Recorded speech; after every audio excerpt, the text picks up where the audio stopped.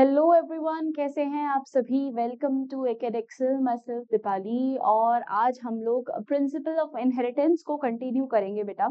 तो principal of inheritance की अभी तक की जितनी कहानी थी, आई होप आप सभी को समझ में आया होगा। जो बेसिक जेनेटिक्स होता क्या है कि मतलब साइंस की किस ब्रांच को हम जेनेटिक्स में डील करेंगे, क्या क्या चैप्टर आने वाले हैं जेनेटिक्स के अंदर, तो वो तो मैंने आपको बता ही दिया है कि प्रिंसिपल ऑफ इनहेरिटेंस और मॉलिक्यूलर बेसिस ऑफ इनहेरिटेंस आपके दो चैप्टर्स रहेंगे जिनको आपको अंडर जेनेटिक्स पढ़ना है। जेनेटिक्स की शुरुआत हो गई है बच्चे, तो प्लीज ढंग से पढ़ना शुरू कर दो। अभी तक जितना तुम आराम से पढ़ रहे थे, ये कुछ चैप्टर्स अब जो आएंगे वो थोड़ा टाइम भी लेंगे, वो थोड़ा कॉन्सेप्टुअल हैं तो समझने भी पड़ेंगे। तो प्लीज उनको प्रॉपर टाइम दो। उनको जैसे जैसे लेक्चर्स आप लोग देख रहे हो, नोट्स बनाओ, नोट्स के बाद असाइनमेंट्स परफॉर्म करो। नहीं, अगर आप लोग ये सब प्रैक्टिस करोगे तो फिर दिक्कत आप ही लोगों को होनी है ना। और नीट की डेट्स आ चुकी हैं, तो प्लीज उस हिसाब से अपनी तैयारी और ज्यादा अच्छे से बना कर लो, बहुत अच्छे से। अपनी जितनी प्रिपरेशन है सारी ही चीजों को अब तुम लोग पूरा 4 मई तक तुमको प्रॉपर तैयार हो जाना है, ठीक है ना। तो तैयारी से भी मैं तो कहती हूँ बेहतर और बेहतरीन हो जाना है, ठीक है। चलिए, आज के टॉपिक में हम क्या क्या पढ़ने वाले हैं थोड़ा सा इसको भी देख लेते हैं। Predicting the genotypes and the phenotypes.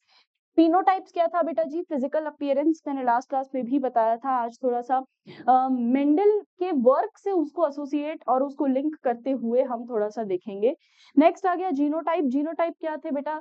कि जेनेटिक मेकअप कि अगर जब मैं बोल रही हूँ कि फिनोटाइप यानी फिजिकल अपीयरेंस, तो मुझे एक प्लांट टॉल दिख रहा है, पर मुझे उसका जीनोटाइप क्या दिख रहा है, उसका जेनेटिक कॉम्पोजिशन कैसा है, वो चीज बतानी है।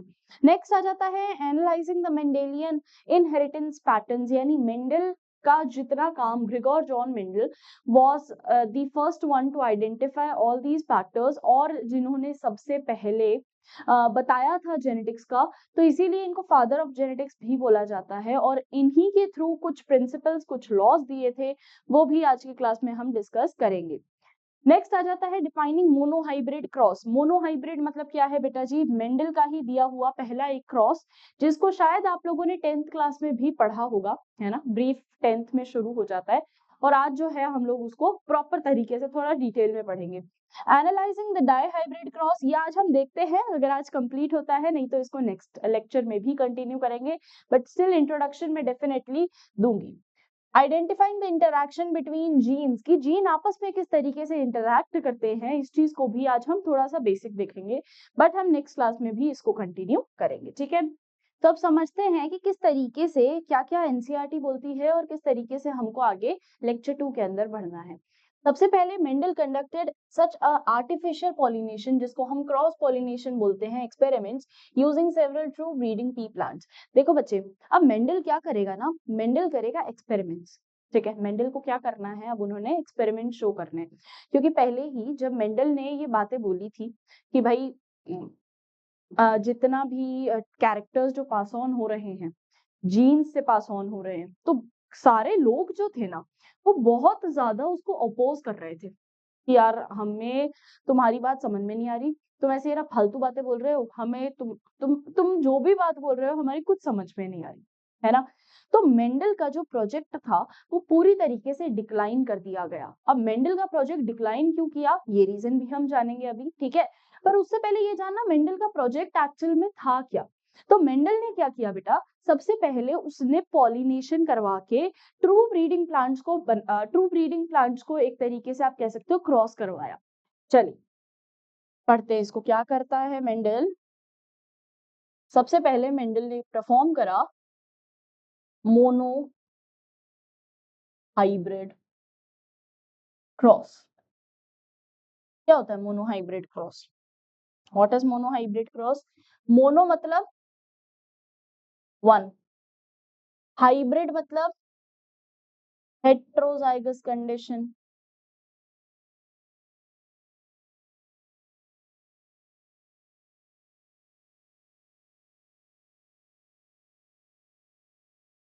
मिक्सचर है ना, लास्ट क्लास में बताया था ना। एक तो होता है बेटा, 3 तरीके की लाइंस होंगी, ठीक है। 3 तरीके की लाइंस हो सकती है। एक तो हम कह सकते हैं कि जब कैपिटल टी हो, इसको हम कहते हैं होमोजाइगस। और क्योंकि कैपिटल टी है ना बेटा, कैपिटल टी यानी ये शो होगा, और जब जो चीज एक्सप्रेस होती है उस चीज को क्या बोलते हैं अपन, कौन सा एलील है वो, डोमिनेंट है ना, याद है वो क्या है, डोमिनेंट एलील। फर्स्ट लेक्चर से कंबाइन करना है इसको, जोड़ने की कोशिश करना है इसको। सेकंड अगर मैं लिखती हूँ स्मॉल टी, तो है तो दोनों ये भी सेम एलील, यानी ये भी होमोजाइगस है, करेक्ट है, सही बोल रहे हो, ये भी होमोजाइगस है। पर मैम यहाँ पे स्मॉल टी है, स्मॉल टी यानी ये कैरेक्टर छुप जाएगा, ये अपने आप को एक्सप्रेस कर ही नहीं पाएगा, तो इसका मतलब क्या हो गया बेटा, ये हो गया रिसेसिव, यानी ये कैसा एलील है, होमोजाइगस रिसेसिव एलील है, ठीक है। थर्ड आ जाते हैं, अगर मैं कैपिटल टी स्मॉल टी की बात कर दूं तो ये क्या होगा, यहाँ पे तो मैम दोनों एलील ही अलग अलग है, एक तो बड़ा, एक डोमिनेंट है, एक रेसेसिव है, तो जब दोनों एलील अलग अलग है तो इसको हम कहेंगे हेट्रोजाइगस, हेट्रोजाइगस एलील। हेट्रोजाइगस मतलब डिफरेंट एलील्स, ठीक है। एक तो होमोजाइगस एलील हो गया, होमोजाइगस डोमिनेंट हो गया, एक हो गया होमोजाइगस रेसेसिव, और एक हो गया हेट्रोजाइगस, क्लियर। अब होमोजाइगस तो होगा सेम, यानी ये तो हो गई प्योर ब्रीड्स, ये क्या होंगी बेटा, प्योर ब्रीड्स, ये प्योर है, ये भी प्योर है, यहाँ पे हाइब्रिड कंडीशन है, यहाँ पे हाइब्रिड कंडीशन है, एक कैपिटल एक स्मॉल दिख रहा है, दिख रहा है ना, दिख तो रहा है ना, ठीक है, एक कैपिटल एक स्मॉल दिख रहा है, तो ये मैंने लास्ट क्लास में बता दिया है, फिर भी एक आज के लिए इसीलिए बता रही हूँ क्योंकि अभी जो क्रॉस होगा वो समझने के लिए ये जरूरी है। अब मेंडल क्या बोलता है कि इसने लिया दो parents, male and a female, ठीक है, एक मेल पेरेंट प्लांट, एक फीमेल पेरेंट प्लांट, और प्लांट कौन सा है, पी, पाइसम सताइवम, तो पी प्लांट को इन्होंने सबसे पहले लिया। अब इसके अंदर ही करते क्या है ये भी देखो,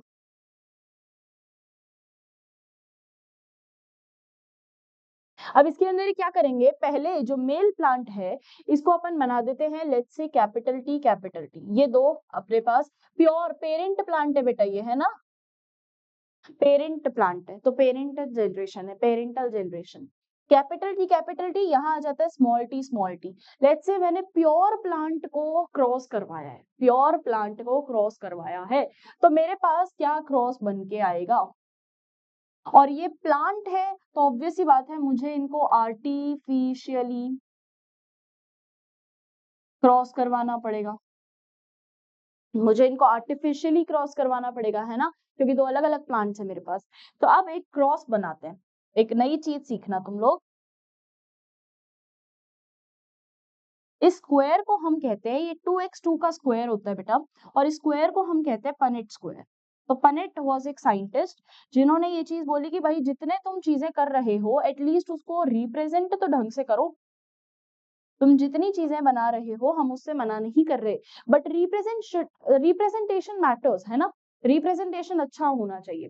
तो यहाँ पे उसने बोला पेरेंट 1 की जेनरेशन आएगी, यहाँ पे पेरेंट 2 की जेनरेशन आएगी, ये इस लाइन में पेरेंट 2 आएगा, इस लाइन में पेरेंट 1 आएगा, ठीक है। पेरेंट 1 यानी ये parent, this is parent 1, this is parent 2, okay. तो अब पेरेंट 1 को यहाँ लिखते हैं, पेरेंट 1 के दोनों एलील्स लिख दो यहाँ पे कैपिटल टी, पेरेंट 2 के दोनों एलील्स यहाँ लिख दो स्मॉल टी, ठीक है। अब क्रॉस करवाना ना बहुत आसान है, सीखना क्या होता है क्रॉस में, मैंने एक एलील इसका लिया, एक एलील इसका लिया, दोनों को फर्स्ट ब्लॉक में साथ में लिख दूंगी, कैसे लिखा बेटा, ये ऐसे, ठीक है, क्या लिखूंगी अब, कैपिटल टी स्मॉल टी, ठीक है। फिर मैंने सेकंड कैसे बनाया, ये लिया, एक ये लिया, ये इसके सामने है ना, तो फर्स्ट ब्लॉक, तो यहाँ क्या आ गया अपने पास, कैपिटल टी स्मॉल टी, ठीक है। फिर थर्ड को कैसे फिल करोगे, ये आ गया, ये आ गया, यानी कैपिटल टी स्मॉल टी, ठीक। फिर फोर्थ को ये और ये, ठीक, तो यानी कैपिटल टी स्मॉल टी, कोई दिक्कत, कंफ्यूजन, डाउट, आसान है पनेट स्क्वायर भरना, फिल कर लोगे पनेट स्क्वायर, है ना, मोनोहाइब्रिड क्रॉस का है, मोनोहाइब्रिड मतलब वन कैरेक्टर लिया है हमने, है ना, वन कैरेक्टर, मेंडल ने सिर्फ हाइट ही ली थी इस टाइम पे, और कोई कैरेक्टर नहीं लिया, है ना। अगर तुम इस क्रॉस को देखो तो यहाँ पे टॉलनेस ड्वार्फनेस के साथ ही कंबाइन हो रही है। मैंने कोई अलग कैरेक्टर नहीं लिया कि एक मैंने सीड का कलर ले लिया और एक मैंने हाइट ले लिया। There is no difference in characteristics. मैंने सेम कैरेक्टर लिया है बट उसके ट्रेट अलग अलग लिए हैं। अब समझ में आ गया तुमको ट्रेट क्या है? बताओ जल्दी से। लास्ट क्लास में ट्रेट समझाया था ना। What was trait? कि जब कैरेक्टर्स के डिफरेंट टाइप्स आ जाते हैं, है ना। मैंने कैरेक्टर क्या लिया है बेटा? हाइट। हाइट के डिफरेंट टाइप लिए हैं। एक मैंने लिया है टॉल हाइट, एक मैंने लिया है ड्वार्फ हाइट। ठीक है, तो मैंने हाइट नहीं बदला, मैंने कैरेक्टर नहीं बदला। डाई हाइब्रिड में क्या हो जाएगा ना, दो कैरेक्टर आ जाएंगे। जैसे कि एक हो गया हाइट, एक हो गया सीड कलर, एक हो गया सीड शेप, एक हो गया सीड कलर। दो अलग अलग कैरेक्टर्स हैं। ठीक है, यहाँ पे तुमको सेम ही कैरेक्टर, एक ही कैरेक्टर पढ़ना है। तो चलो, क्या कि जब मेंडल ने ये फर्स्ट क्रॉस करवाया पेरेंट 1 और पेरेंट 2 में, तो उसने ये चीज देखी कि भाई जो मेरे पास प्रोजेनी आई ना, वो आई कैपिटल टी स्मॉल टी। ये प्रोजेनी आई है मेरे पास, और इस प्रोजेनी को उसने बोला कि यार ये प्रोजेनी तो ना मुझे ऐसा लग रहा है कि ये मीडियम साइज पौधे होंगे। पर क्या ये मीडियम साइज पौधे निकले? बिल्कुल नहीं, बिल्कुल भी नहीं। मेंडल ने जैसे ही इनको देखा तो मेंडल खुद भी हैरान हो गया। क्यों? क्योंकि ये जो प्लांट थे, ये प्लांट कैसे थे बेटा? These were tall plants. ये टॉल प्लांट्स थे। उसको लगा मीडियम हाइट आ जाएगी, एक टॉल एक ड्वार्फ को मैं जब क्रॉस करवाऊंगा तो मेरे पास मीडियम हाइट आ जाएगी, पर ऐसा नहीं हुआ। उसके पास जो हाइट आई वो कैसी हाइट आई बेटा जी? Toll he height I. इसका मतलब क्या है कि यहाँ पे कुछ तो चीज ऐसी प्रेजेंट है जिसके कारण जो डोमिनेटिंग डोमिनेटिंग एलील है सिर्फ वही दिख रहा है ना। तो ये चीज क्या थी बेटा? ये जो डोमिनेटिंग एलील है, अगर ये किसी भी हेट्रोजाइगस कंडीशन में आ जाता है तो ये एक्सप्रेस होगा। डोमिनेटिंग वाले का तो रूल है ये कि अगर मैं आ गया तो फिर मैं एक्सप्रेस होऊंगा। ब्लैक को अगर कितने भी तुम मिक्सचर्स मिला लो, तुमने रेड कलर मिला लिया, तुमने ब्लू मिला लिया, तुमने पर्पल मिला लिया, तुमने ग्रीन मिला लिया एक पैलेट के अंदर, फिर आता है ब्लैक की बारी, है ना। हम ब्रशेस को बड़ा आराम से रखते हैं कि यार बस ब्लैक ना मिल जाए इसके साथ, क्योंकि अगर ब्लैक उसके साथ मिल गया तो सारा का सारा जितना आपने करा धरा है सब खत्म हो जाएगा। क्यों? क्योंकि black being a dominating colour, वो ऊपर चढ़ जाएगा उसके। ये चीज सबको पता है ना, बेसिक पेंटिंग्स तो सभी कर रहे हैं, है ना। तो यहाँ पे भी यही चीज हुई कि जब तुमने देखा कि यहाँ पे capital T small T, capital T small T आ रहे हैं, तो इसका मतलब कहीं ना कहीं मीडियम चीज बननी चाहिए। पर मेंडल को उस समय ये चीज ध्यान नहीं आई कि यहाँ कैपिटल टी है, यहाँ डोमिनेंस है। ठीक है, तो अगर डोमिनेटिंग कलर आया है तो वो डोमिनेंस ही शो करेगा। अभी आगे जाके तुम देखोगे कि ये सही भी नहीं था, मतलब कई जगह एक्सेप्शंस भी है इसके, है ना। वो हम आगे पढ़ेंगे। ठीक है, चलो अभी के लिए ये है कि जहां डोमिनेंस है वहां पे डोमिनेटिंग वो जो कैरेक्टर है वो शो होगा। ठीक, तो यहाँ पे टॉल प्लांट शो हुए। और अगर मैं जीनोटाइप की बात करूं तो कैसा जीनोटाइप था बेटा? ये हेट्रोजाइगस। कैसा जीनोटाइप है ये?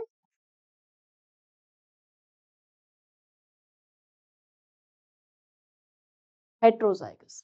ठीक है, ये टॉल प्लांट्स है, यानी फिनोटाइप तो टॉल है और जीनोटाइप क्या है इसका? Heterozygous condition.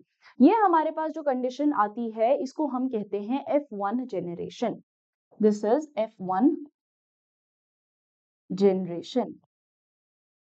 F1 मतलब filial one generation, filial one generation. ठीक है, अब मेंडल ने क्या किया देखना। अब वो ये बोलता है कि यार मेरे पास ये जो प्लांट आए हैं ना, मैं इनको सेल्फ पॉलिनेट करा देता हूँ, मैं इनको सेल्फ पॉलिनेट करा देता हूँ। यानी मैं यही प्लांट लूंगा और इसी को इसी से पॉलिनेट करा दूंगा। अभी मैंने आर्टिफिशियली इसको क्रॉस करवाया था, ठीक है, क्रॉस पॉलिनेशन टाइप करवाया था। अब मैं इसको सेल्फ पॉलिनेट करवा दूंगा। चलिए देखते हैं कैसे। क्या किया मेंडल अंकल ने? कैपिटल टी स्मॉल टी,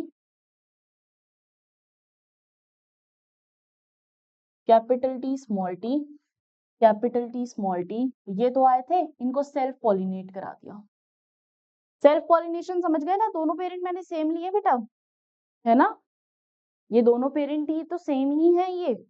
ठीक है, या ऐसे समझ लो कि एक ही पॉलिनेट कर रहा है। ठीक है, तो एक ही पॉलिनेट कर रहा है, this is called self pollination. तो यहाँ क्या हो गया? सेल्फिंग और सेल्फ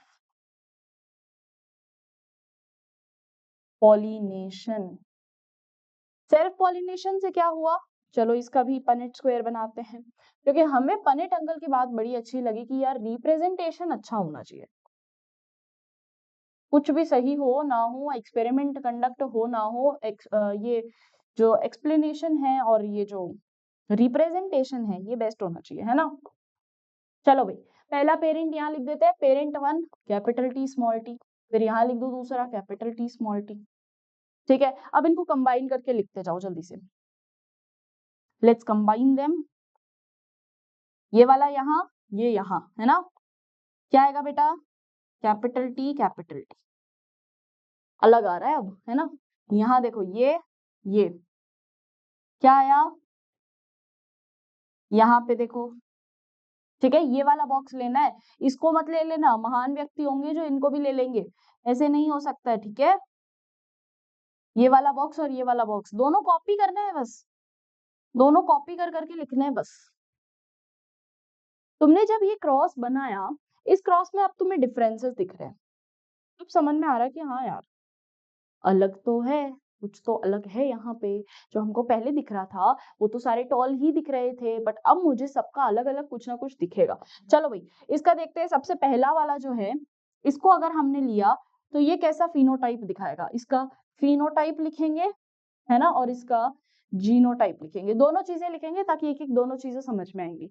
सबसे पहले तो इसका फिनोटाइप बताओ, दोनों डोमिनेंट कैपिटल टी, यानी ये कैसा होगा बेटा, टॉल प्लांट। ठीक है, अब क्योंकि दोनों सेम एलील्स है, यानी ये क्या है, होमोजाइगस डोमिनेंट। सही है कि नहीं है, होमोजाइगस डोमिनेंट है, यही कंडीशन हमने यहाँ लिखी थी, होमोजाइगस डोमिनेंट, है ना, ये प्योर लाइन वाली।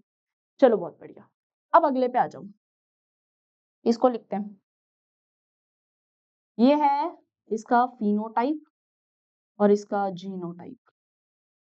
फिनोटाइप इसका देखो बेटा, कैपिटल टी अभी भी प्रेजेंट है, इसका मतलब ये क्या हो जाएगा, टॉल ही हो जाएगा। ठीक है, कैपिटल टी स्मॉल टी है ना, तो टॉल ही दिखेगा। और जीनोटाइप की अगर मैं बात करूं तो सेम एलील नहीं है, डिफरेंट एलील है, यानी ये कैसा हो जाएगा, हेट्रोजाइगस कंडीशन।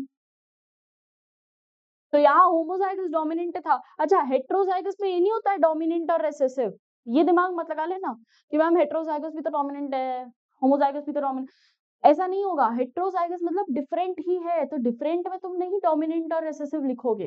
क्लियर है ये चीज, महान व्यक्तियों ध्यान से पढ़ना। चलो अगला देखते हैं, ये वाला सेम है बेटा, ये दोनों सेम है ना, तो इसका भी मैं यही लिख सकती हूँ। इसका अगर मैं फिनोटाइप लिखती हूँ और जीनोटाइप लिखती हूँ तो मेरे पास क्या आता है, फर्स्ट फिनोटाइप इसका क्या आएगा बेटा, टॉल, क्योंकि एक मेरे पास डोमिनेंट है, और हेट्रोजाइगस कंडीशन। ठीक है, अब आ जाओ लास्ट वाले पे, इसका क्या होगा, तेरा क्या होगा कालिया, है ना, इसका क्या होगा, देखो इसका फिनोटाइप और जीनोटाइप। फिनोटाइप तो क्या होगा बेटा, इसका फिजिकल अपीयरेंस कैसा दिखेगा, दोनों ही स्मॉल स्मॉल है इसके पास, तो यहाँ देखो स्मॉल टी, यानी ये कैसा है, होमोजाइगस रेसेसिव, होमोजाइगस रेसेसिव। और जब होमोजाइगस रेसेसिव है यानी ये दिखेगा भी कैसा, ड्वार्फ ही दिखेगा। तो यहाँ तुम एक चीज समझो, जब भी ड्वार्फ आता है ना बेटा, जब भी कोई, अगर मैं बोलती हूँ ड्वार्फ प्लांट है, तो ड्वार्फ प्लांट दिख ही तब रहा है जब दोनों एलील्स उसके ड्वार्फ हों। ठीक है, कोई भी रेसेसिव कैरेक्टर ना कभी भी मिक्सचर में नहीं दिखेगा, ये चीज का ध्यान रखिएगा, कोई भी रेसेसिव कैरेक्टर मिक्सचर में नहीं दिखेगा। क्यों नहीं दिखेगा, क्योंकि वो सिर्फ तभी एक्सप्रेस हो सकता है अगर वाइट है। वाइट कब एक्सप्रेस होगा बेटा, जब उससे कम कलर या उसके जैसा ही एक और वाइट उसके साथ मिक्स हो जाए, तभी व्हाइट एक्सप्रेस हो सकता है। मैं पिंक को एक्सप्रेस करना चाहती हूँ, तो पिंक कब एक्सप्रेस होगा, जब एक लाइट कलर के साथ मिक्स हो जाएगा। मैं ब्लैक के साथ पिंक को मिक्स करके चाहूँ कि भाई मेरे पास पिंक कलर बन जाए, इट्स नॉट पॉसिबल। ओके, तो डोमिनेंट के साथ रेसेसिव अगर मिक्स होता है तो इट्स नॉट पॉसिबल कि वहां पे जो है रेसेसिव फिनोटाइप आई। बट अगर मैं बोलती हूँ रेसेसिव रेसेसिव ही है दोनों एलील्स, तब मेरे पास जो नया फिनोटाइप आएगा that will be recessive. Clear? चलो, तो अब यहाँ पे एक समरी बन के आ गई मेरे पास कि टोटल फिनोटाइप पूरे क्रॉस का बता रही हूँ, है ना, और पूरे क्रॉस का जीनोटाइप क्या होगा बताओ। पूरे क्रॉस का फिनोटाइप, पूरे क्रॉस का जीनोटाइप क्या होगा बेटा? फर्स्ट वाले को देख लो, टॉल है, ये भी टॉल है, ये भी टॉल है, वो ड्वार्फ है, यानी tall is to dwarf. Tall is to dwarf कितने हैं? 3:1, यही है, ये 1 2 3:1 है ना। अगला आ जाता है अपने पास जीनोटाइप। जीनोटाइप क्या है बेटा? होमोजाइगस डोमिनेंट, हेट्रोजाइगस और होमोजाइगस रिसेसिव। चलो लिख लो, homozygous dominant is to heterozygous is to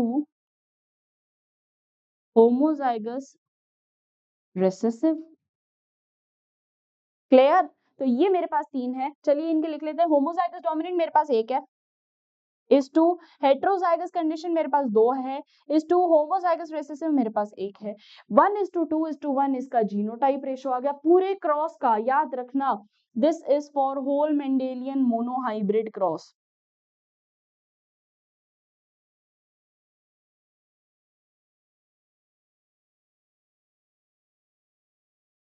पूरे क्रॉस का है बेटा ये, ठीक है। कोई भी ये चीज नहीं समझेगा कि मैम ये क्या सिर्फ अभी जो अपन ने लिखा वो इससे कैसे अलग है। बेटा ये पूरे क्रॉस की बात बोल रहा है, अभी जो तुमने लिखा है कि एक बॉक्स की बात लिखी है तुमने। क्लियर है ये चीज? तो यहाँ हमारे पास क्या आ गया है, अगर तुम पूरा मैटर देखो कि पहले इसने क्या करवाया, मेंडल अंकल ने सबसे पहले उन्होंने एक प्योर ब्रीड के प्लांट्स लिए, ठीक है। एक उन्होंने लिया डोमिनेंट, एक उन्होंने लिया रेसेसिव। जब इनको क्रॉस करवाया, ऑब्वियसली प्लांट है तो इनको आर्टिफिशियली क्रॉस करवाया गया। आर्टिफिशियली जैसे ही इनको क्रॉस करवाया गया तो वहां हमने देखा कि हमको सारे ही प्लांट जो हैं ऑल टॉल प्लांट्स मिल रहे हैं, है ना। यहाँ हमको क्या मिल रहा है बेटा जी? All tall plants,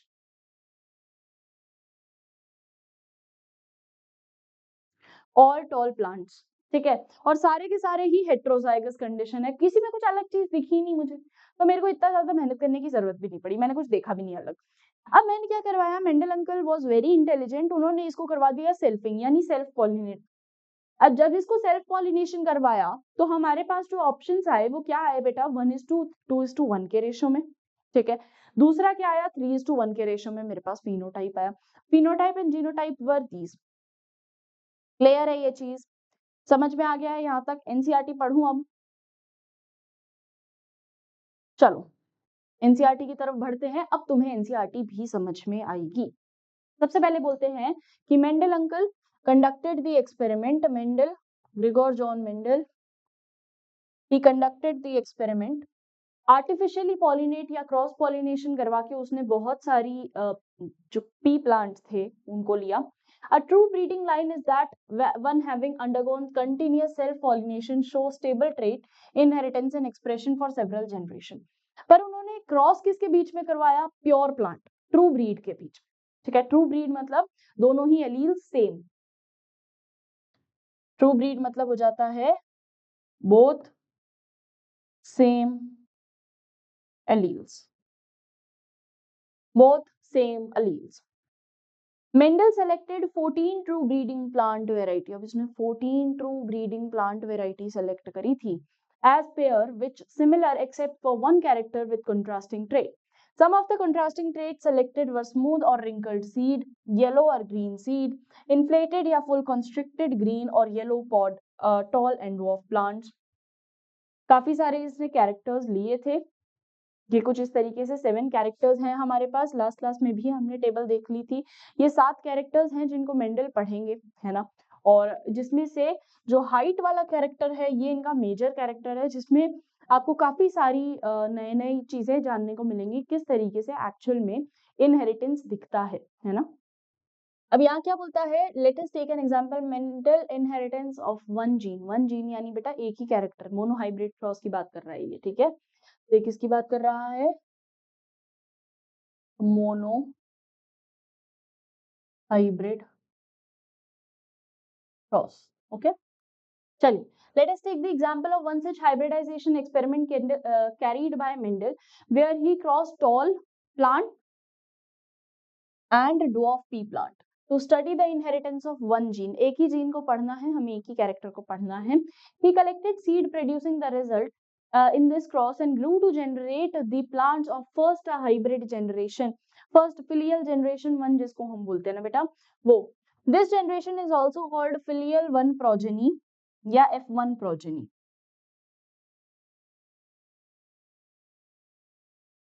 Mendel observed that not all F1 progeny plants were tall, like one of its parents, none were dwarf.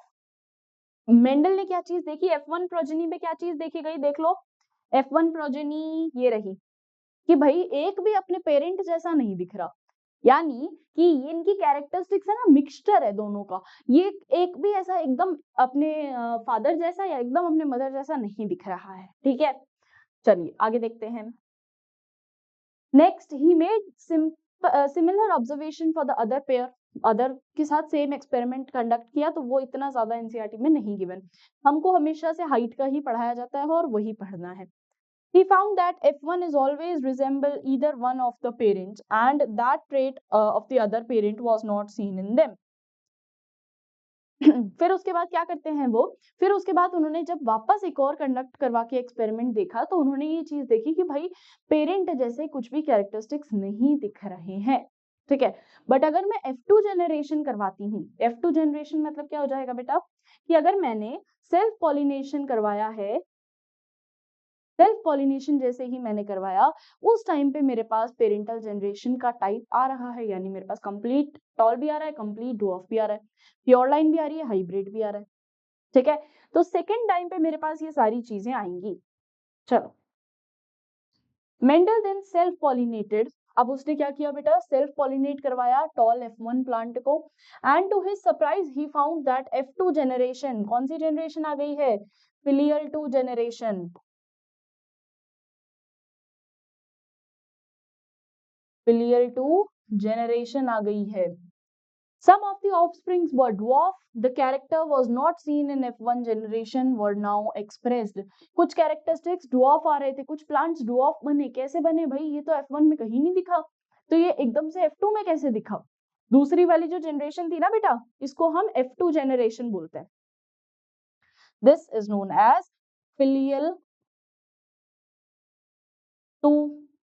और filial 2 ऐसे नहीं है, F2 लिख देते हैं डायरेक्ट. ठीक है, this were F2 जनरेशन. तो पहला था filial 1 generation, F1 generation. Second था F2 जनरेशन. ठीक है, तो अब F2 जनरेशन को जब उन्होंने देखा, तो उनके पास कुछ जो है एक रेशो आया, जिसमें उनको ड्वार्फ प्लांट भी कलेक्ट हुए. चलो, the portion of the plant that were dwarf were 1:4. कितना पोर्शन है बेटा? एक बॉक्स भर रहा है, 4 बॉक्स थे, एक बॉक्स ड्वार्फ प्लांट से भर गया, तो यानी क्या हो गया, 4:1 रेशो आ गया, है ना. फिर उसके बाद F2 की अगर हम बात करते हैं, तो उसमें the proportion of the plant that were dwarf were 1:4, of the F2 plants were 3:4 and of the F2 plants were talls. तो 3:4 प्लांट जो थे वो टॉल थे. ठीक है, यानी 3:1 का रेशियो जो हमने फिनोटाइप पढ़ा ना बेटा, जो हम phenotype tall is to dwarf की बात कर रहे थे, वो था 3:1. ठीक है, ये चीज अभी अपन डिस्कस कर चुके हैं. The tall dwarf plants were identical to their parent type and did not show any blending. यहाँ कोई blending नहीं थी. आधे plants में कोई blending नहीं थी. blending यानी कोई mixture नहीं थे, pure plant थे. That is, all the offsprings were either tall or dwarf. None were the in between height. कोई भी बीच वाला नहीं था. ठीक है, या तो वो complete tall थे या वो complete dwarf थे. बीच वाले सिर्फ हमारे पास 2 ही variety है ना. चलिए आगे. Similar results were obtained when the other characters, other traits were studied. Only one of the parental trait was expressed in the F1 generation, while the F2 stage, both the traits were expressed in the proportion of 3:1. The contrasting trait did not show any blending either in the F1 और F2 generation. ठीक है, तो ये हमारे पास आ जाता है बेटा जी क्या, मोनोहाइब्रिड क्रॉस. क्लियर? क्लियर है मोनोहाइब्रिड?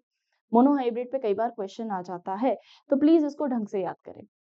अगला, based on these observation Mendel proposed that something was stably passed unchanged, कुछ चीज पास ऑन हो रही है पेरेंटल जनरेशन से ऑफस्प्रिंग जनरेशन में थ्रू द गेमीट्स और over the successive generation. Continuous एक चीज जो है वो पास ऑन हो रही है, कहां से, पेरेंट से ऑफस्प्रिंग में.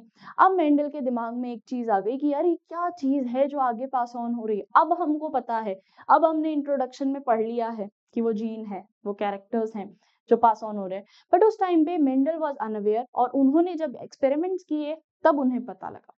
तो मेंडल ने उस चीज को कह दिया फैक्टर्स, कि भाई जो चीज आगे जा रही है ना वो फैक्टर्स है ना, उनके कारण मुझे कोई ट्रेट शो हो रहा है, कोई कैरेक्टर शो हो रहा है, तो वो क्या है बच्चे, फैक्टर है. उनके कारण मुझे डिफरेंसेस शो हो रहे हैं, तो उनको हमने फैक्टर बोल दिया. Now we call them as genes. जिनको पहले मेंडल ने फैक्टर बोला था, अब हम उनको जीन कहते हैं. और अब हम जानते हैं ये बात कि हाँ भाई जो ट्रैवल कर रहे हैं वो जीन है. व्हाट आर जीन बेटा? It is the segment of DNA. एक DNA का छोटा सा हिस्सा is known as gene. ये जो छोटा सा हिस्सा है इसको हम जीन बोलते हैं. ठीक है, it is the segment of DNA which carry character, which carry the characters. Clear है ये चीज? जीन समझ में आ गया? अब तुम लोगों को जीन समझ में आ रहा है, पर पहले मेंडल को नहीं आ रहा था. चलिए अगला क्या बोलता है, genes therefore are the units of inheritance. Very important line. अब जीन क्या है बेटा? यूनिट ऑफ इनहेरिटेंस, यानी जीन ही वो चीज है जो आगे पास ऑन होगी, इसी को हम यूनिट ऑफ इनहेरिटेंस कहते हैं. यानी इनहेरिटेड कुछ भी चीज है ना, इनहेरिटेंस मतलब क्या हो गया कि कुछ चीज हमको विरासत में मिल रही है. तो विरासत में मिल क्या रहा है, ऐसा बोलते हैं ना, लेम लैंग्वेज में इस तरीके से बोला जाता है कि भाई ये चीज आप कुछ भी कैरेक्टरिस्टिक्स जो है आपको अपने पेरेंट्स से आपको मिल रहे हैं. तो पेरेंट्स से जो चीजें आपको मिलती है उनको हम कहते हैं उन कैरेक्टर्स को हम कह रहे हैं, या जिस चीज में वो पास ऑन हो रहे हैं उसको हम कहते हैं जीन. इनहेरिटेंस जो हो रहा है that is being conducted by gene. अब तुम्हें समझ में आ गया जीन क्या है. उस टाइम पे बेचारे मेंडल अंकल को पता नहीं था, उनकी अंग्रेजी भी इतनी ज्यादा अच्छी नहीं थी, उन्होंने फैक्टर नाम दे दिया है ना, English was not that much good. They contain that information that is required to express a particular trait in an organism. ये जीन ऐसे यूनिट्स हैं जो कि क्या कंटेन करती है बेटा, ऐसी इंफॉर्मेशन जो कि आगे जाके कोई ना कोई एक ट्रेट दिखाएगी ऑर्गेनिज्म में. ऑर्गेनिज्म कैसा दिखता है, ऑर्गेनिज्म किस तरीके से उसका जीनोटाइप कैसा है, उसका फिनोटाइप कैसा है, सारी ही चीजें जो है वो कौन एक्सप्रेस करने को बैठा है, जीन. ठीक है, next, gene which code for the pair of contrasting traits is known as alleles. What are alleles? Gene which code for a pair of contrasting traits, यानी different types of genes. Okay, इसको that is they are slightly different from form of the same gene, slightly different form of the same gene, that is क्या है बेटा ये,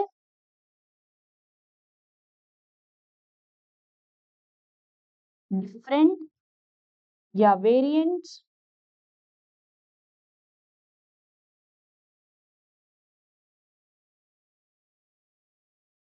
variants of gene. ठीक है, different types of gene. तो वो gene का ही हिस्सा है, कुछ डोमिनेंट है कुछ रिसेसिव है, जीन का ही हिस्सा है, बट ये हम कह सकते हैं वेरिएंट्स ऑफ जीन है, डिफरेंट टाइप्स ऑफ जीन है. ठीक है, चल नेक्स्ट आ जाता है, ये आपके पास पूरा का पूरा एक चार्ट है, फ्लो चार्ट, जिसमें आपको बताया गया है ये टॉल प्लांट है, ड्वार्फ प्लांट है। जब इसको क्रॉस करवाया तो सारे ही प्लांट्स टॉल बने। F1 जनरेशन के सारे प्लांट्स टॉल बनते हैं। F2 जनरेशन के tall plant, tall plant, tall plant, एक ड्वार्फ प्लांट, यानी 3:1 का जो है यहाँ पे रेशो आ जाता है हमारे पास। ठीक है, ये चीज क्लियर है। अच्छा, एक फोटोग्राफ आगे स्किप हो गया था। हाँ, काफी बच्चे बोलेंगे मैम ये क्या था। बेटा ये आर्टिफिशियल पॉलिनेशन का एक तरीका है जिसको हम आर्टिफिशियल हाइब्रिडाइजेशन कहते हैं। Artificial hybridization. इस आर्टिफिशियल हाइब्रिडाइजेशन के अंदर दो मेथड्स आते हैं, दो प्रैक्टिसेस आती हैं। एक तो आता है इमैस्कुलेशन और दूसरा होता है बैगिंग। तो इमैस्कुलेशन मतलब होता है रिमूवल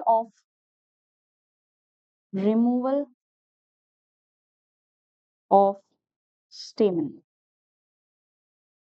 रिमूवल ऑफ स्टेमन, है ना। और उस स्टेमन को रिमूव करना और फिर बैग कर देना। बैगिंग यानी क्या हो जाता है बेटा कि इस पे एक कवर चढ़ा देना। किस पे कवर चढ़ा देना?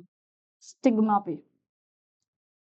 Covering the stigma from other pollen. दूसरा पोलन आके उसको पॉलिनेट ना कर जाए, इसीलिए हम उसको क्या करते हैं, कवर चढ़ा के रखते हैं। ठीक है, ताकि जो हमने प्लांट का एंथर रिमूव किया है, स्टेमन रिमूव किया है, उसी प्लांट के पोलन ग्रेन्स को हम जो डिजायर्ड हमारा प्लांट बनना है तो हम स्टिग्मा पे जाके डस्ट कर देंगे। तो ये दोनों आते हैं आर्टिफिशियल हाइब्रिडाइजेशन के अंडर में। ठीक है, चलिए ये क्लियर है। ये पिक्चर जो है ये मोनोहाइब्रिड क्रॉस को ही डिपिक्ट कर रही है। पूरा जो अपन ने क्रॉस बनाया है उसी चीज को यहाँ पे रिप्रेजेंट किया जा रहा है। Clear? Okay, now if we use alphabetically symbol for each of the gene, then the capital letter is used to trait express at the F1 generation and the small alphabets for the other trait. तो capital letters use हो रहे हैं expression यानी dominating characters के लिए। Capital letter यानी क्या हो जाएगा बेटा? Dominant character.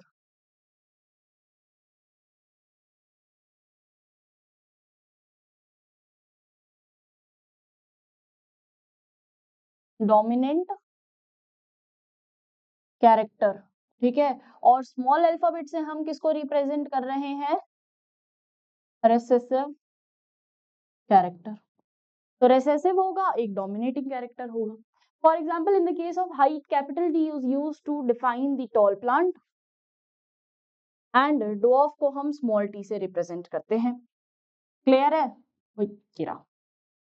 Small T is use to define the dwarfness. ठीक है, और कैपिटल टी स्मॉल टी जो है दोनों एलील्स हैं, दोनों एलील्स डिफरेंट एलील्स हैं। एलील्स क्या है? एक डोमिनेंट है, एक रेसेसिव एलील है। ठीक, hence in the plant the pair of allele for the height it would be capital D हो सकता है, capital T small t हो सकता है, या small t हो सकता है। Mendel also proposed that in true breeding plant tall plant होगा, dwarf plant होगा, या फिर allelic pair of the gene for the height are identical homozygous। homozygous क्या होता है बेटा? कैपिटल T या फिर स्मॉल t रिस्पेक्टिवली कैसा होगा?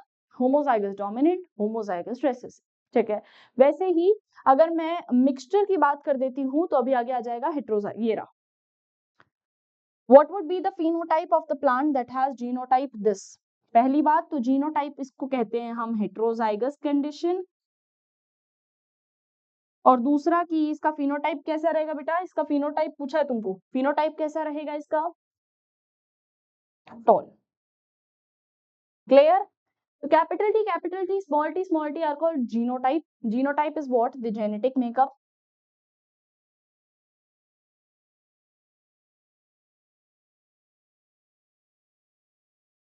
जेनेटिक मेकअप, ठीक है, या जेनेटिक कॉम्पोजिशन, जेनेटिक कॉम्पोजिशन। और अगर मैं बात करती हूँ फिनोटाइप की, तो फिनोटाइप क्या आ जाएगा आपके पास? What is the phenotype? It is the physical appearance. phenotype P और physical appearance भी P, तो इससे याद रख लेना, ठीक है। कहाँ लिखूं भाई, मेरे पास जगह नहीं बची है। यहाँ लिख दूं क्या ऐसे? ऐसे लिख देती हूँ, ठीक है।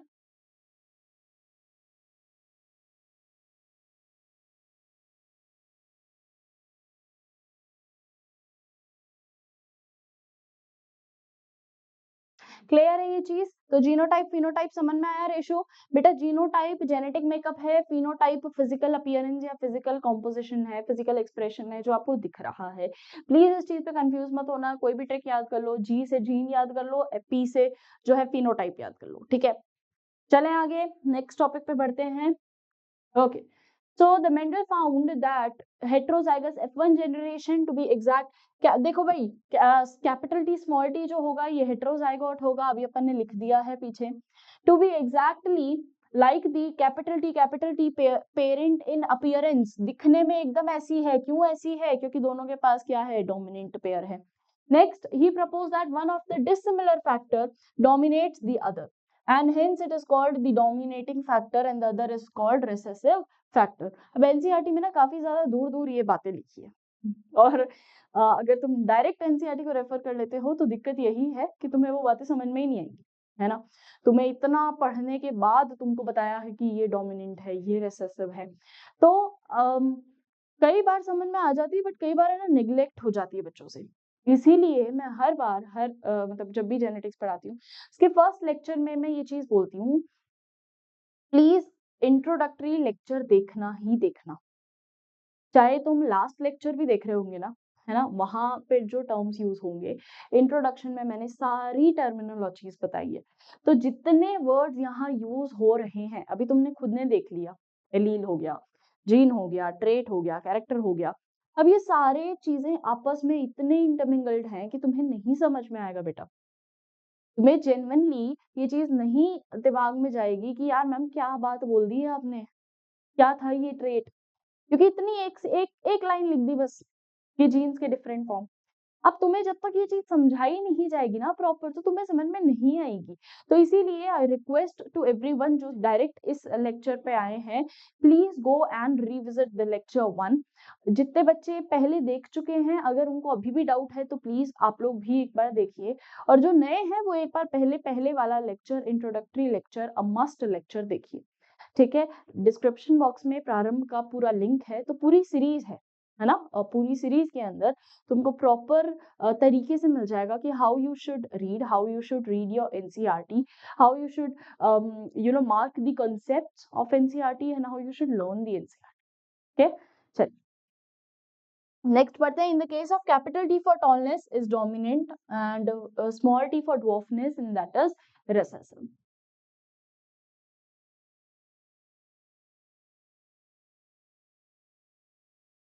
He observed identical behavior for all the other characters, traits pair that he studied। तो उसने जितने स्टडी किया, जितने पेयर स्टडी किए, उन सभी के कैरेक्टर्स उसने ये देखे कि काफी हद तक सेम थे भाई, है ना। अब देखेंगे किस तरीके से सेम थे, क्या अलग था, क्या आ जाते हैं, क्या क्रॉसेस हैं। ओके, नेक्स्ट आ जाता है, it is convenient to use capital letter और अल्फाबेटिकल सिंबल। भाई डोमिनेंस को अगर मुझे समझना है तो कैपिटल लेटर में लिखा जा सकता है, और रेसेसिव को हम रेसेसिव या स्मॉल लेटर में रिप्रेजेंट कर सकते हैं। Do not use capital T for tall and D for dwarf, ऐसा कभी भी ना करें, है ना, कि हम टॉल को हम टी से रिप्रेजेंट कर देते हैं, ड्वार्फ को हम डी से रिप्रेजेंट कर देते हैं। प्लीज ये ना करें, क्योंकि इससे आपको ही समझ में नहीं आएगा। और दूसरी चीज ये कि जब भी हम कुछ एलील्स रिप्रेजेंट करते हैं, हम एक ही सिंबल को दोनों ट्रेट्स के लिए यूज करते हैं, ठीक है, या दोनों एलील्स के लिए कह सकते हो। एक वही डिफरेंट ट्रेट्स को से अलग अलग एलील्स के लिए, एलील्स मतलब सिंबल्स जो हैं उनके, वो हम डिफरेंट सेम यूज करते हैं, बस अपर केस लोअर केस का फर्क होता है, ठीक है, यानी कैपिटल और स्मॉल लेटर का। चलिए अगला आता है, since the capital T small T is heterozygous for the gene controlling one character, it is the monohybrid. क्यों बेटा मोनोहाइब्रिड? क्योंकि एक ही कैरेक्टर को कंट्रोल किया जा रहा है, one character is being controlled. Between capital T small T this is monohybrid cross. अब यहाँ ये क्रॉस को हम मोनोहाइब्रिड इसीलिए कहते हैं क्योंकि यहाँ सिर्फ एक कैरेक्टर है। कौन सा कैरेक्टर है? हाइट का कैरेक्टर है। हाइट के कैरेक्टर में दो ट्रेट है, एक तो कैपिटल एक स्मॉल। ठीक है, ओके। नेक्स्ट क्या आता है हमारे पास? From the observation from that the recessive parent is expressed without any blending in the F2 generation, we can infer that when the tall plant and dwarf plant produce the gametes by the process of meiosis, allele of the parental pair separate or segregate from each other and only one is transmitted to the gamete. This segregation is random. चलो भाई, ये बता रहा है पहले segregation का। अब Mendel uncle ने क्या किया, जो उनके एक्सपेरिमेंट्स थे उसके बेसिस को देखते हुए उन्होंने कुछ लॉज दिए। बट उससे पहले मैं तुमको ये बताऊंगी कि मेंडल का जितना भी उसने बेचारे ने करा धराया था, सबको मना क्यों कर दिया गया? Why Mendel's project was rejected?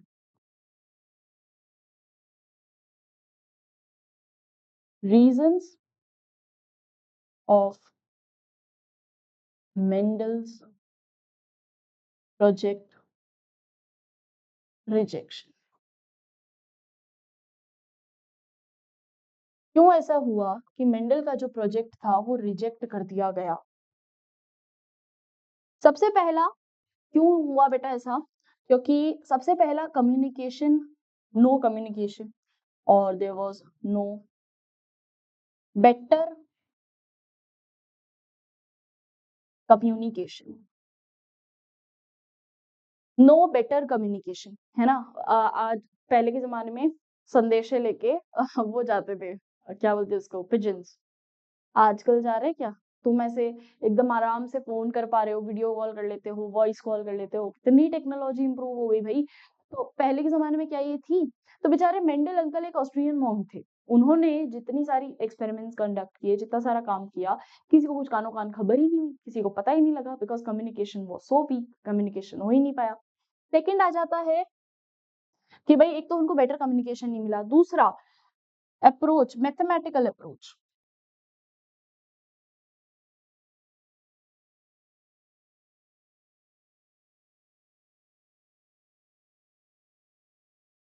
Mathematical approach was used. तो मेंडल ने जितनी चीजें समझाई, बेचारे ने लॉजिक दिया, है ना? मैथमेटिकल अप्रोच थी तो लॉजिक था यार, गलत चीज नहीं बोली उसने। उसने बोला यार देखो 3:1 का रेशो आ रहा है, 1:2:1 का रेशो आ रहा है। बट लोग, यार अब बायो वाले आदमी को तुम बोलोगे कि ले भाई तू पढ़, ये क्या बोलते हैं, लॉगरिदम, है ना, या डिफरेंशिएशन, इंटीग्रेशन, अरे इतना गम क्यों दे रहे हो? तो ये चीज हो जाती है। तो उनके लिए वो जरा सी चीज, मतलब जितने बॉटनिस्ट थे, जितने जोलॉजिस्ट थे, सबने ये चीज बोली कि भाई यार जब है अपने पास बायो, अच्छा सब्जेक्ट है, बेचारा सब्जेक्टिव सब्जेक्ट उसमें तो एक्सपेरिमेंट के चलते हुए मैथ्स क्यों डाल रहा है ना? ये चीज, it was not at all a good approach, and also ये चीज के कारण उनका जो प्रोजेक्ट था दैट वाज रिजेक्टेड कि भाई ये सही नहीं है, मैथमेटिकल अप्रोच डाल रहा है, एक इतना बड़ा बॉटनिस्ट होके, एक जर्मन बॉटनिस्ट होके, और ये काम कर रहा है। तो इसीलिए उनका फिर ये जितना भी बेचारों ने एक्सपेरिमेंट किया था, it was not that much followed by the people. Third लिखते हैं। थर्ड आता है कि there was no physical proof. ये जितनी बातें मेंडल अंकल बता रहे थे, वो सारी बातें किताबी ज्ञान था, है ना? कोई प्रूफ नहीं था कि जब ये चीज हुई तो ये बना। तो कोई लोग देख भी ज्यादा नहीं पाए, तो कोई फिजिकल प्रूफ नहीं था, कोई फिजिकल प्रूफ नहीं था, कोई फिजिकल एविडेंस नहीं था जिसके चलते वो ये चीज बता पाते कि यार ये ऐसा हो रहा है। उस टाइम पे बेटा लोग ना इतने ज्यादा इंटेलिजेंट नहीं होते थे कि अगर तुम उनको ये बताने जाओ कि देखो भाई टॉल प्लांट है, ड्वार्फ प्लांट है, वो नहीं समझते थे उस टाइम पे। कितने टाइम पुरानी बात है ये बहरअब। तो उस टाइम पे लोग नहीं ये बात जानते थे, ना ही उनको समझने का इंटरेस्ट रखते थे। तो ये सारे रीजंस थे जिनके कारण मेंडल का जो एक्सपेरिमेंट था दैट वाज ऑल डैमेज्ड कह सकते हो, या खत्म ही कर दिया बेचारों ने, ना उन्होंने सुना ही नहीं उसके बारे में। ठीक है, फिर उसके बाद क्या हुआ, मेंडल ने अपने ही उस पे बेसिस पे, अच्छा बाद में ये चीज रिकॉग्नाइज की भी गई, ऐसा नहीं है कि मेंडल ने जितने सारे एक्टिविटीज परफॉर्म की थी, उन्होंने ये सारी एक्टिविटी परफॉर्म की, फिर उसके बाद बहुत सारे अलग अलग साइंटिस्ट आए, उनका भी हम क्रोमोसोमल थ्योरी ऑफ इनहेरिटेंस में अभी पढ़ेंगे आगे। उन सब ने एक्सेप्टेंस दिखाया कि ये जो सारी बातें हम बोल रहे हैं, ये मेंडल इतने टाइम पहले बोल चुके थे। उस टाइम पे किसी ने इनकी बात नहीं मानी, but they all the things that he studied were true. जितनी भी चीजें अभी हम पढ़ रहे हैं, ये सारे एविडेंसेस जितने हम पढ़ रहे हैं, सब सही है। These all are fact. तो उनकी बात पे अब जो है अब नहीं, मतलब 90s वाले टाइम पे यकीन हुआ था। काफी साइंटिस्ट ने उनका रीवर्क यानी एक बार दोबारा उनका काम जो है वो शुरू किया था कि अब हम इसी को कंटिन्यू करते हैं जो चीज मेंडल ने उस टाइम पे बताई थी। तो वही होता है कि उसने बेचारे ने इतना काम कर दिया, मर गया, फिर उसके बाद पता लगा लोगों को। तो ये चीज हो गई बेचारे के साथ। चलिए, अब उस टाइम पे क्या हुआ, जब इन्होंने ये एक्सपेरिमेंट्स कंडक्ट करवाए, इसके बेसिस पे इन्होंने ना 3 लॉज दिए।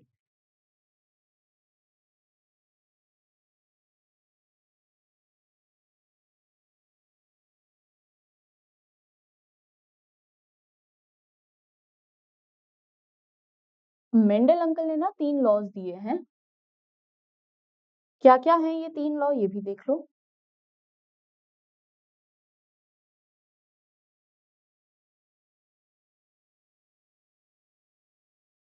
थर्ड वाला जो लॉ है आपको बाद में बताया जाएगा डायहाइब्रिड क्रॉस के दौरान, पर मैं अभी बता देती हूँ ताकि क्या है, जब तीनों साथ में पढ़ते हैं तो तीनों समझ में आ जाते हैं। Law of dominance,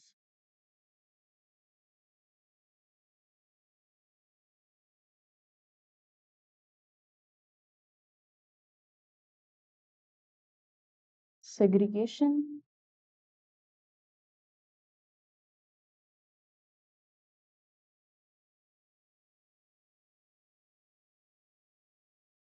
and law of independent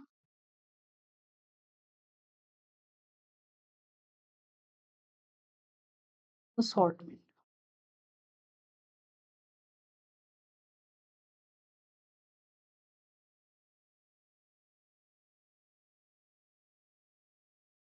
law of independent assortment clear है,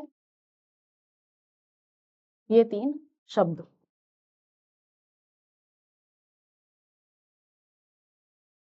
चलिए अब एक एक को समझते हैं। सबसे पहले लॉ ऑफ डोमिनेंस, नाम ही बता रहा है भाई, कहीं ना कहीं ये डोमिनेटिंग चीज को कैरेक्टराइज करेगा, क्लासिफाई करेगा, उसके बारे में ही बात करेगा। तो मेंडल अंकल ने ये चीज बोली कि है ना, जब भी कोई भी कोई भी क्रॉस करवाए और उसके अंदर अगर एक पेयर आता है, एक पेयर बनता है, तो उस पेयर में अगर डोमिनेटिंग एलील प्रेजेंट हुआ तो हमेशा डोमिनेंस ही शो होगा। यानी if there is, if dominating allele is present, अगर प्रेजेंट है तो dominating allele is present, then it will express itself। वो खाली खुद ही दिखेगा, किसी को दिखने ही नहीं देगा। अगर डोमिनेटिंग एलील प्रेजेंट रहा तो खाली खुद ही दिखेगा, किसी और को नहीं दिखने देगा।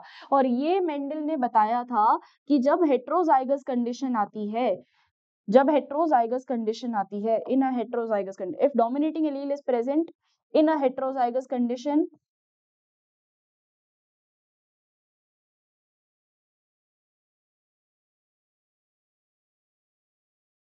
Condition, then it will express itself. ठीक है, तो जब भी हेट्रोजाइगस कंडीशन की मैं बात करूंगी, उस टाइम पे अगर कोई डोमिनेटिंग एलील रहेगा तो हमेशा वो चीज एक्सप्रेस होगी। तो ये चीज उन्होंने इस बेसिस पे बोली थी कि अगर कैपिटल टी स्मॉल टी आएगा, हेट्रोजाइगस कंडीशन है, तो हमेशा डोमिनेंस शो होगा या डोमिनेटिंग कैरेक्टर एलील वो एक्सप्रेस करेगा। ठीक है, ये चीज उन्होंने बोली। अब यहाँ पे क्या हुआ ना बेटा, लेटर स्टडीज में, मेंडल वाले टाइम पे नहीं, मेंडल ने भी कुछ एक्सेप्शंस देखे, क्योंकि यार साइंस बगैर एक्सेप्शन साइंस नहीं है। तो मेंडल ने भी देखे कुछ एक्सेप्शंस, पर मेंडल ने उस समय कुछ नहीं बोला। जब और भी थ्योरीज आई और साइंटिस्ट आए तो उन्होंने इस चीज को माना कि यार ये जो बात बोल रहे हैं ना मेंडल, ये बात कंप्लीट यूनिवर्सली सही नहीं है। मैं हर बार ये चीज नहीं बोल सकती कि अगर डोमिनेटिंग कैरेक्टर आया तो हमेशा डोमिनेटिंग कैरेक्टर ही दिखेगा। मैं ये चीज हर बार नहीं बोल सकती। Exceptions are always there. तो सम एक्सेप्शंस वर सीन। तो इसीलिए it is not a universal law. It is not a universal law. इस नॉट को चाहे तो अलग कलर से लिख लेना, क्योंकि ये नहीं है।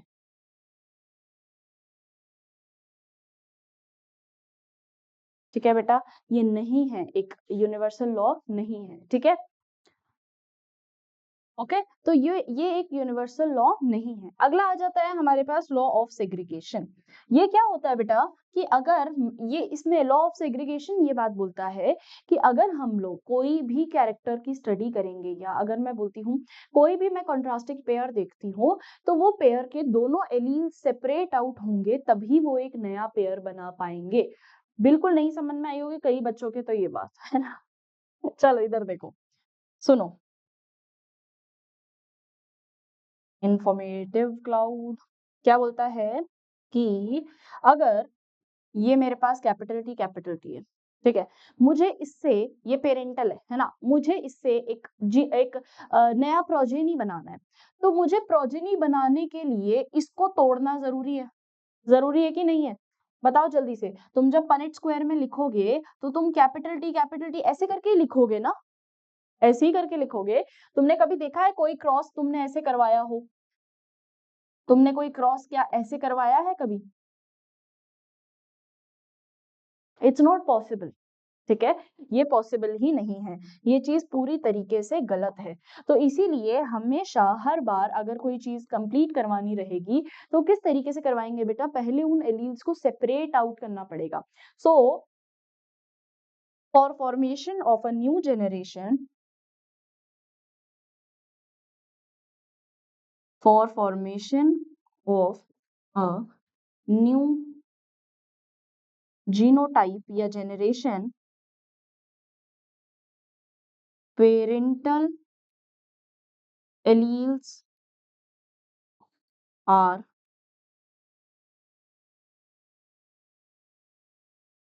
पेरेंटल एलील्स आर सेपरेटेड, अलग अलग होंगे तभी एक नया प्रोजेनी जो है वो बन पाएगा।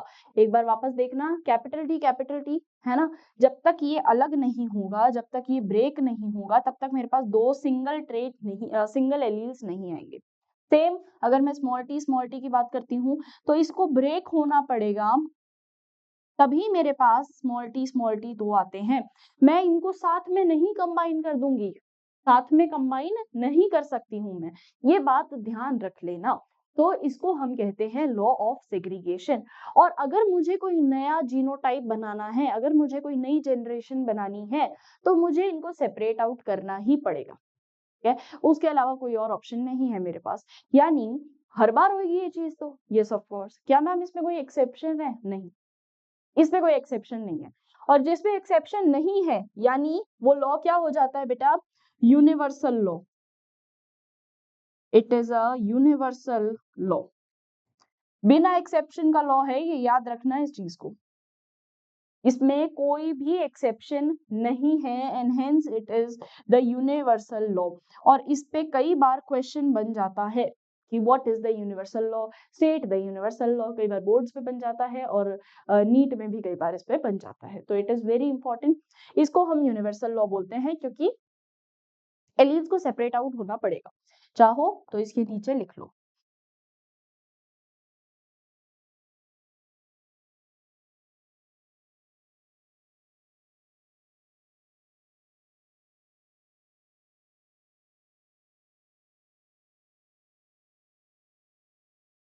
To form a new type, उनको सेपरेट आउट होना पड़ेगा। क्लियर है ये चीज? समझ में आ रहा है बेटा यहाँ तक? अगला आता है लॉ ऑफ इंडिपेंडेंट असॉर्टमेंट, जो आप लोग पढ़ते हो इन dihybrid cross.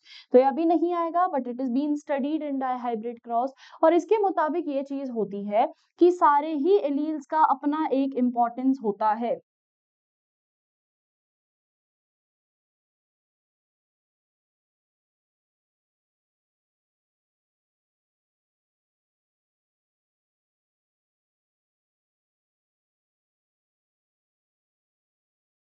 All the alleles have their own importance, वो उनकी अपनी एक महत्वता, अपनी इम्पोर्टेंस है। यानी no allele is interdependent, no allele is interdependent on other। कोई भी बेटा इंटरडिपेंडेंसी नहीं दिखती हमको। यानी कि अगर मैं ये चीज बोलती हूँ कि है ना, जैसे मैंने लिया एक, ये तुम बहुत अच्छे से डाई हाइब्रिड क्रॉस में पढ़ोगे, है ना, इसको it is best example is dihybrid cross.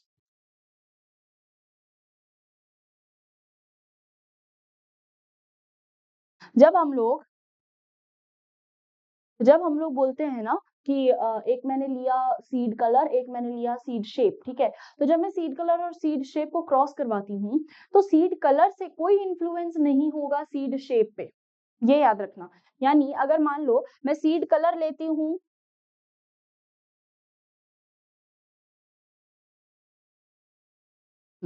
अगर मैं सीड कलर ले रही हूँ, let's say if I am taking a seed colour and seed shape, तो लेट्स से अगर मैं सीड कलर लेती हूँ येलो, है ना, और सीड शेप लेती हूँ राउंड, यही तुम लोग पढ़ोगे, है ना, रिंकल्ड।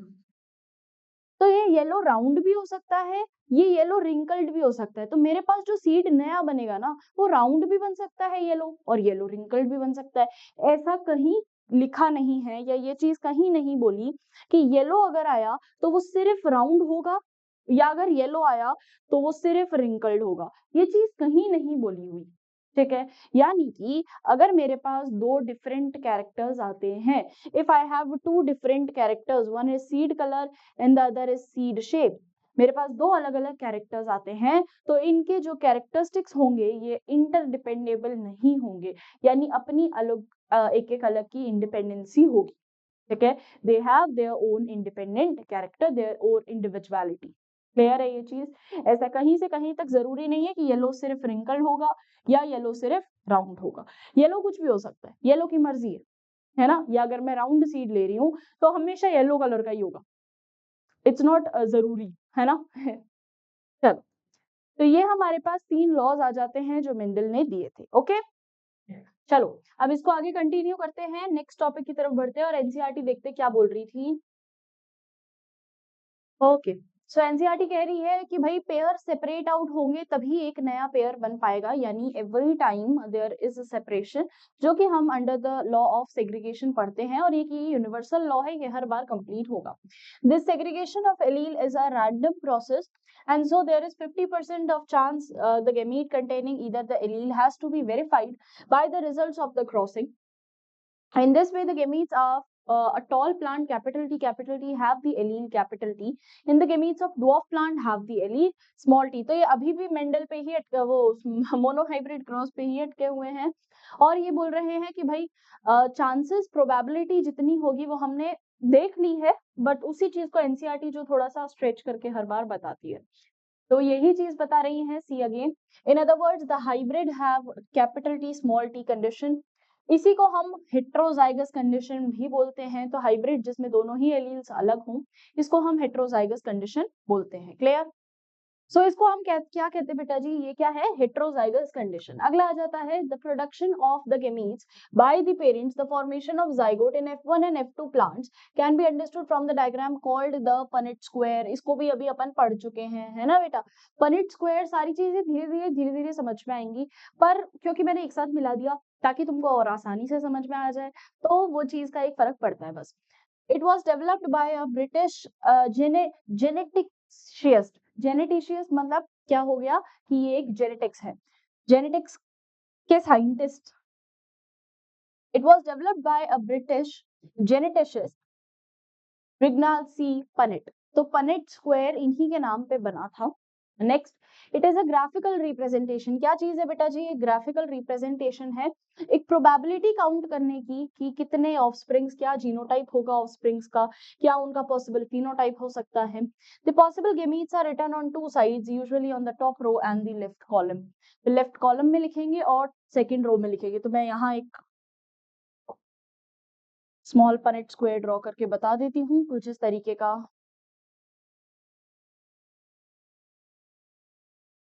ये हम यहाँ एलील्स लिखते हैं, है ना.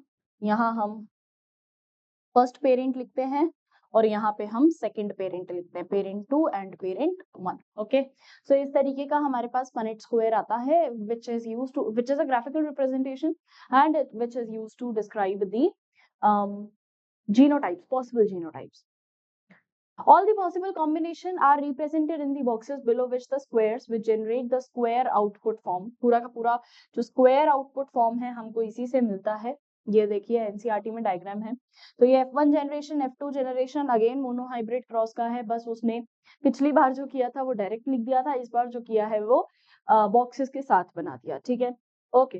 इसका अगला आता है the Punnett square shows the parental capital T male and the female dwarf plant. The gametes are produced by them. F1, देखिए बच्चे F1 प्रोजेनी जो आई हमारे पास कैपिटल टी स्मॉल टी, ये वाली प्रोजेनी थी, है ना. और इस प्रोजेनी को मेंडल के मोनोहाइब्रिड क्रॉस में फिनोटाइप कैसे रिप्रेजेंट किया बेटा? It was complete tall. And genotype को रिप्रेजेंट हमने किया कि कैसे थे ये, हेट्रोजाइगस कंडीशन. क्लियर. नेक्स्ट बोल रहा है द F1 जीनोटाइप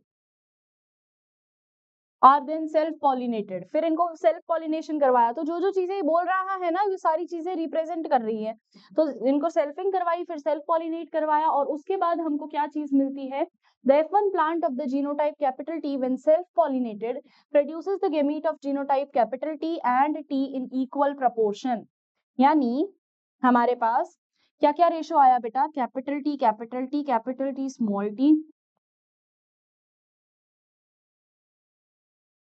तो मेरे पास 1:4, 1:4 इन दोनों का रेशियो आ जाता है. 1:4, 1:4 इन दोनों का रेशियो आ जाता है ना. तो 1/4 है दोनों ही.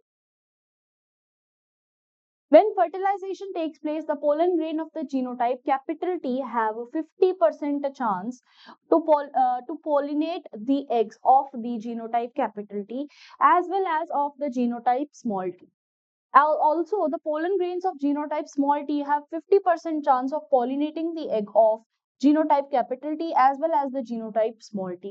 As a result, the random fertilization, the resultant zygotes can be of the genotype capital T small t and capital T small T and small T. यानी हमारे पास तीन तरीके के जीनोटाइप बन जाते हैं. एक तो हो गया कंप्लीट टॉल, और इसका जीनोटाइप क्या होगा बेटा?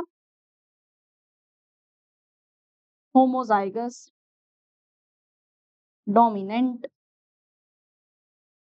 अगला आ जाता है मेरे पास ये वाले रेशो, टॉल ही है बट हेट्रोजाइगस कंडीशन है ना. और ये लास्ट वाला जो पॉइंट आता है ये है dwarf but homozygous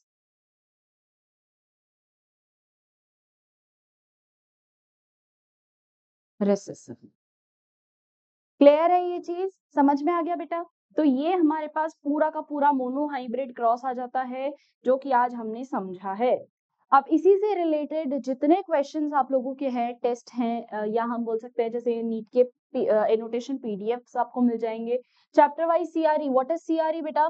chapter review exercise. ये विजिबल नहीं होगा. This is chapter review exercise. Please इसको ध्यान दीजिए क्योंकि ये बहुत ज्यादा इंपॉर्टेंट है आपके नीट के एस्पेक्ट से.